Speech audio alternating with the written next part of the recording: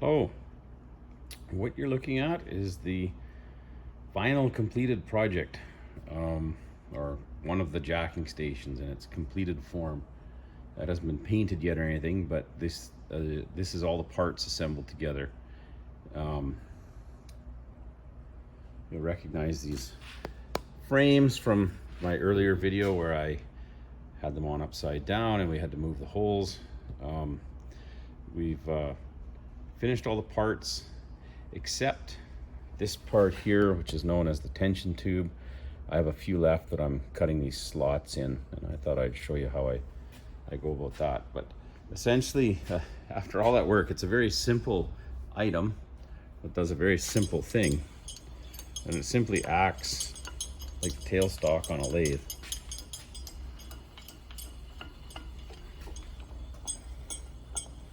And what it allows you to do is just position this wherever you want over the range of travel, which is 5 inches. And it has a tilt pad, so it can adjust for parts that are at an angle. And the purpose of this is it's for a company that makes beams, and the beams have some curvature to them. And so what they do is there's 22 of these stations, or there will be when they're all put together, and I think they're spaced about every 2 feet apart, so you can picture them going off down a kind of like a big table. And then what they can do is they can move these to wherever they need to be in order to create the curve in the beam. And then over on the other side, we don't have those parts anymore. We finished them and shipped them already, but there's another piece here represented by my hand that also has a tilt pad like that, and it moves on a hydraulic cylinder.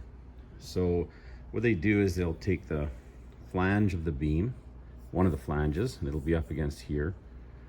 The other flange will be against the other hydraulically actuated tilt pad, and in between is the web.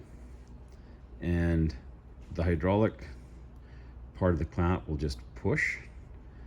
This will sit here and resist the pushing, essentially.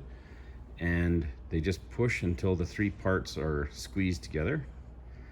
And if you picture these all being set up like this, when they're done and everything is squeezed together, you'll have a beam that is the right shape, has the right curvature. And then what they do is, this is aluminum stuff they're making. They actually rivet the flanges to the web. So this will hold it in place while they rivet it, and then once they're done they can retract and they'll have a completed beam. So that was the reason for it. So these are pretty heavy duty because there's a fair amount of force to force the beam components together, and we don't, obviously we don't want anything to bend or warp or bind up. So but yeah, so that's, once I get these finished slotting out the last, I think I got about half a dozen of these left to do. It's all ready for assembly and it's completed. That will be the end of this project.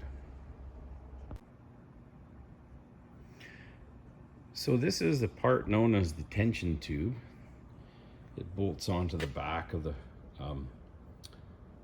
the frame, and it's what the lead screw essentially pushes against when it's pushing the quill out. Quill is the part with the tilt pad on it. I thought I'd talk about this part a bit in depth. This video is going to be pretty talkative, just to kind of show the difficulty that can sometimes arise when you're trying to make what's actually a pretty simple looking part. The part isn't all that complicated. It's a tube. It's got a machined flange on the end, and then it's got an end here that's also machined. This end, the shoulder here, is where the one set of roller thrust bearings pushes against. On the back of this inside is another shoulder that's parallel to this shoulder, and that's where the other thrust bearing seats up against. And of course you want those 2 thrust bearing surfaces to be parallel to each other, otherwise the bearings won't load evenly. And that, it was actually this inside shoulder that was the item that made this the most difficult thing to manufacture.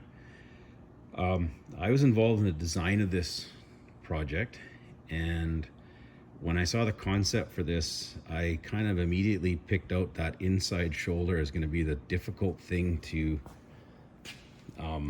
make. And the reason is it's a long ways in there.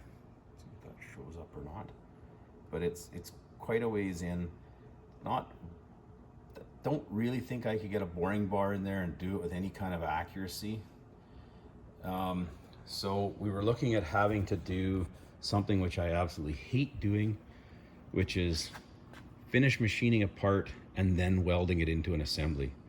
I always prefer to do the finish machining after the assembly is welded together, but we didn't really have a choice in this matter. So the one suggestion I made to the designer was that we make the piece that's going to be welded in very thick and stout, so there was a lot less chance of it distorting after it was welded. So this part essentially consists of a piece of tube, this laser cut plate, 1 inch thick to make the flange, and I don't have unmachined one of these. We machined all of them, but this is one we didn't use, and it started out as just like a puck, a laser cut puck. There was no hole in the middle. We drilled that in, and those are the 3 components. And the big issue on this was this face and the back face and this face all needed to be parallel to each other when this was done, and the pilot diameter and this diameter had to be concentric in order for this part to work properly. So I'll go through the steps involved. I've got pretty much all the fixtures and everything on this table that were required to make this part.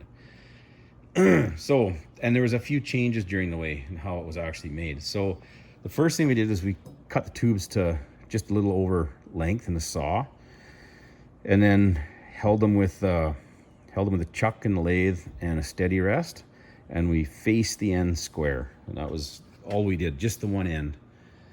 Then we took that end and we stood it up on the blank, and we had a little fixture on the welding bench to make it close to concentric. It didn't have to be within a thou or anything because there's going to be post-weld machining done. We put it on there and then we welded it, and you can see the welds here. We did 4 stitches, and the reason we did that is because we needed to leave space for the bolt, the heads of the bolts. So we did that. So we now had a tube with this welded on the, we now had a tube with this welded on the end. Then I held this in my large 4-jaw chuck and dialed this in pretty close, within, I don't know, 4 or 5 thou. Some of them were a little bit more out than that, but got them running pretty true. And then I turned the OD, faced this surface, turned the pilot to size, and faced the pilot surface. Now, if you look at the blank, the original hole is quite a bit smaller than the finish hole, and we left it that way, and that gave us a wider pilot for a while, and it also gave us an internal shoulder here that we could use for clamping. So after these features were machined, the next thing we did was I made up this fairly simple fixture and held it in the lathe, in the chuck.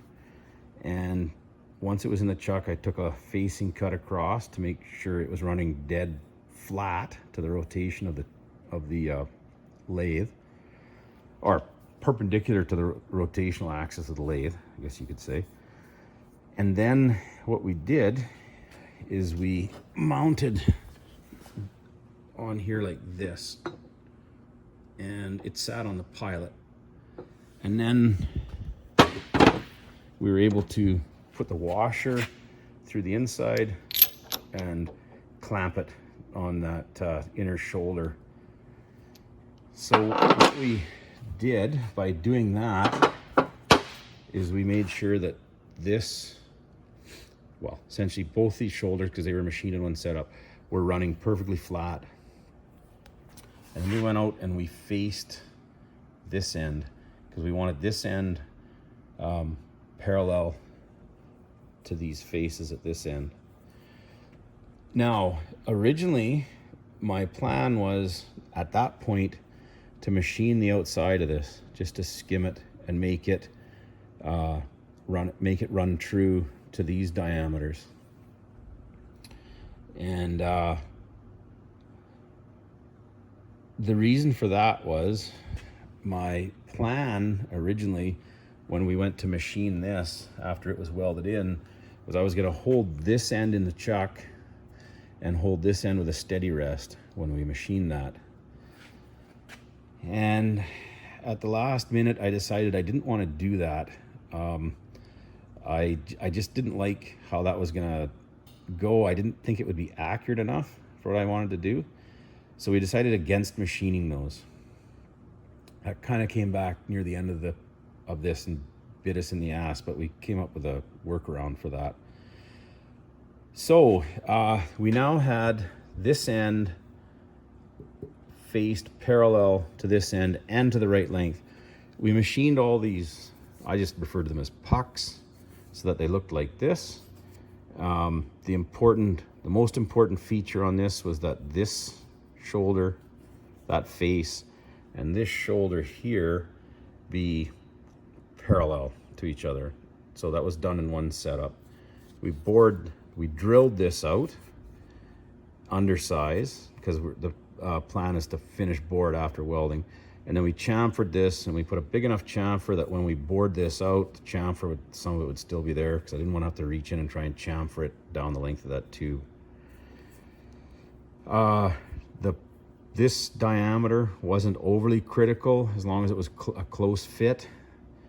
And then what we did was we stood these up on the welding bench like that.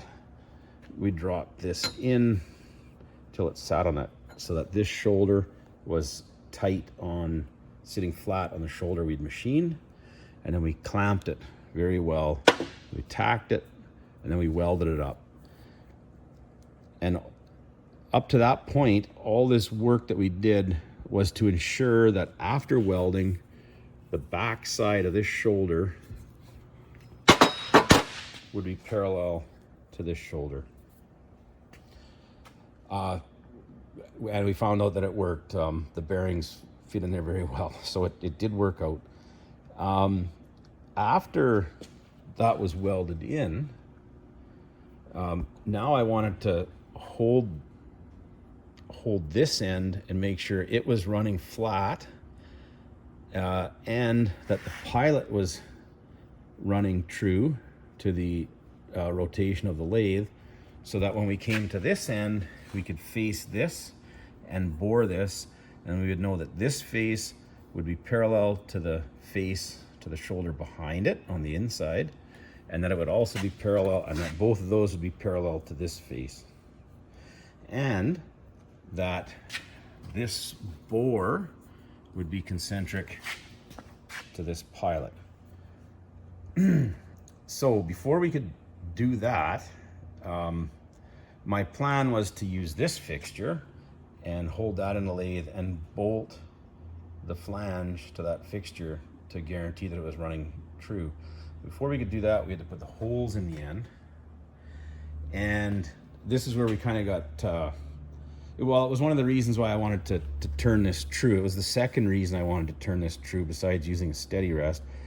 My plan was to put these holes in using the boring mill and supporting this on V-blocks.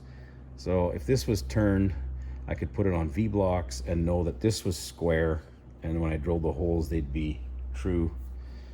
But I'm still learning the boring mill, and I'm getting better, but I'm still kind of slow at positioning.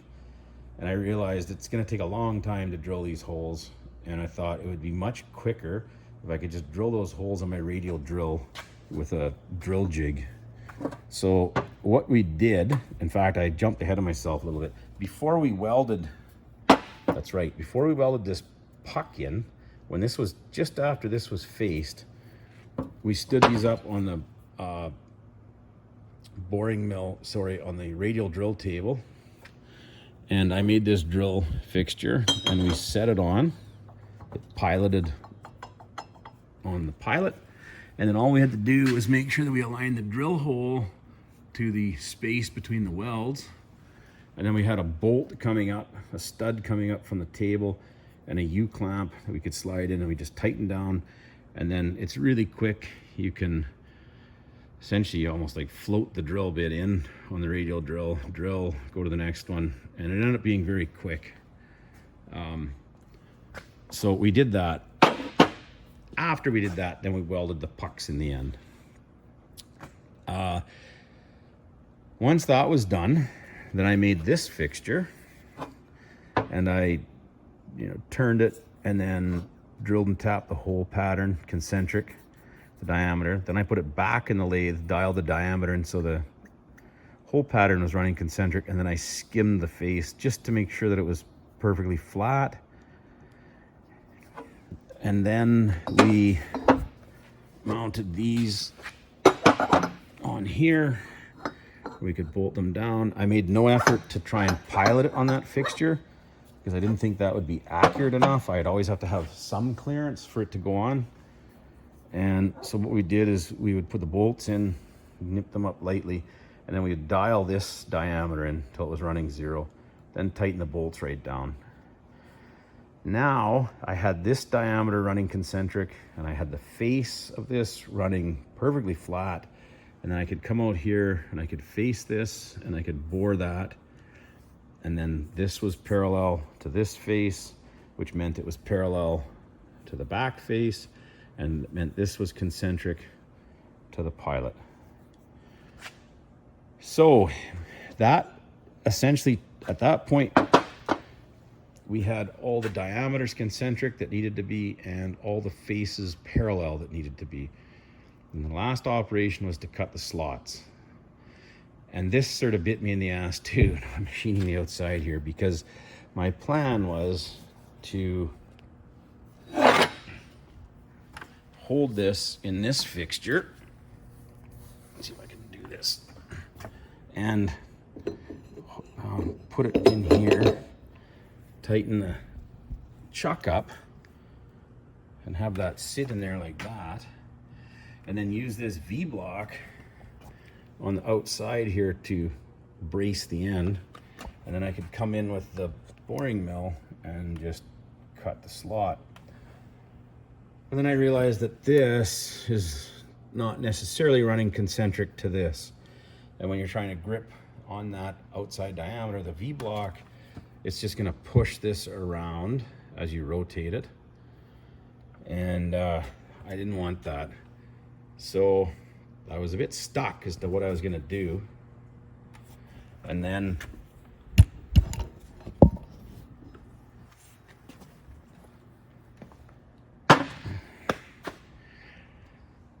I realized, oh yeah, I've got this hole that's running concentric to this. So why don't I turn a tight-fitting spigot and put it in the end? So that's what I did. So it's probably got 1 thou or so clearance. And then I have this washer and bolt that I can bring in from the inside and clamp it tight. And then that gives me essentially like a small axle that's running concentric to this. And that goes in the V-block. And then I can clamp it. And then what I do is I clamp that rigidly, machine the slot on one side, loosen the clamp off here, pull the indexing pin and the clamp, the lock off of the dividing head, rotate this 180, re-index it, put the pin in, tighten that down, and then I can machine the other slot and they'll be directly across from each other. And that's the last operation to do on this part. So you can see what can start out as a fairly simple looking part can get pretty involved if you need to be accurate. Anyways, I'll show some video of the slot being machined, and I'll see if I have some, kind of took some random video clips while I was making this, but I didn't have a lot of time. We're in a hurry, and it was just, I often forgot to pick the phone up and take video of it. So I'll see what I can put together of this actually being machined.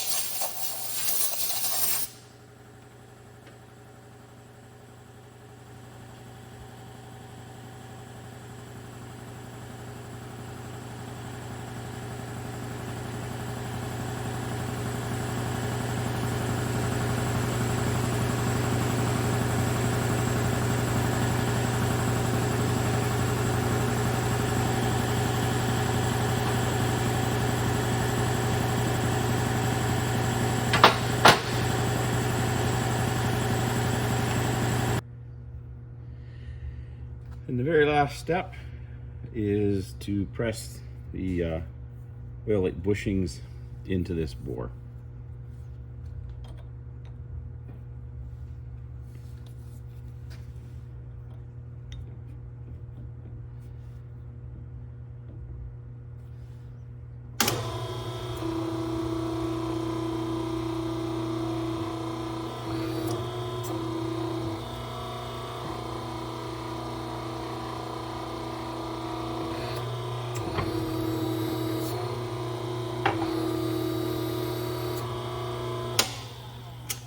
And that's it.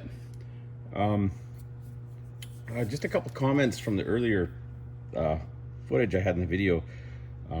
You saw me using 2 drill bits to align the tension tube and the chuck, and that was simply because the